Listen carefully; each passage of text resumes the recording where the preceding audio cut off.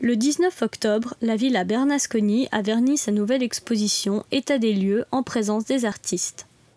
L'exposition réunit 4 artistes sur la thématique, sur le titre État des lieux. Et sous ce titre, en fait, on approche la thématique de l'état de lieux particuliers dans le monde, où, du point de vue géographique, du point de vue politique, du point de vue social, la situation des populations est fragilisée pour diverses raisons. Il s'agit par exemple, de la frontière mexicaine avec les États-Unis, où un village est coupé en 2 parties. Il s'agit de l'Arménie, où des villages kurdes ont succédé à un monastère arménien très connu et démoli depuis fort longtemps, ou en Égypte après la révolution arabe par exemple.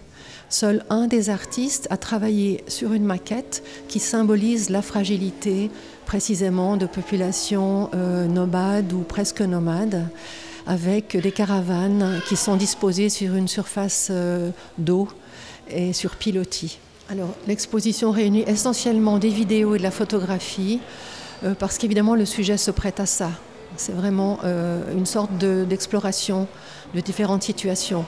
Alors il y a toujours une part artistique évidemment, parce que le cadrage d'une photo, la lumière d'une prise vidéo, le son, tout est travaillé en fonction d'un résultat qui est une qualité artistique et non pas seulement une qualité de reportage.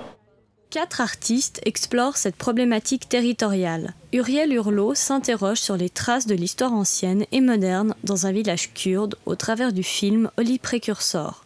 Cédric Waro mélange construction, lumière et son pour évoquer, entre autres, la question du nomadisme. Élise Lavergo, quant à elle, nous emmène à Marfa, sur la frontière américano-mexicaine.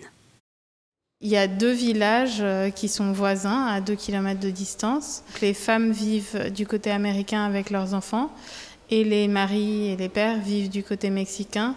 Et tout le monde se rejoint les fins de semaine du côté mexicain. Et donc c'est pour la raison, en fait, c'est pour que les enfants puissent être scolarisés. Ce travail, c'est là-dessus, mais c'est aussi sur l'histoire de la végétation qui a été importée par le gouvernement américain et toute l'histoire qui en a découlé, c'est-à-dire un assèchement du territoire. C'est un projet en fait en deux volets. Un premier volet qui s'appelle #Liberty, qui a été tourné 2 mois après la Révolution en 2011 en Égypte. Et un deuxième volet que j'ai tourné en septembre 2012 qui s'appelle 9 Aruba Street.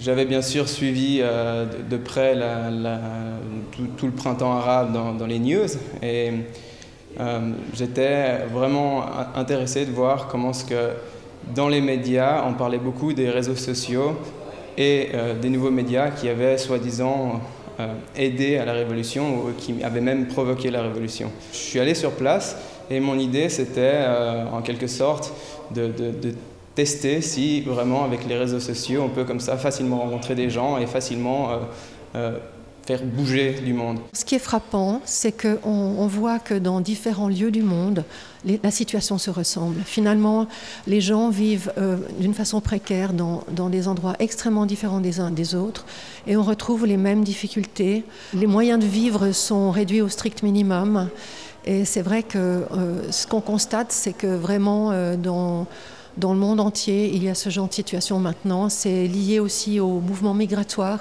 des populations et à la précarité qu'elle induit. L'exposition sera visible jusqu'au 12 décembre. À cette occasion, la Villa Bernasconi organisera une journée portes ouvertes.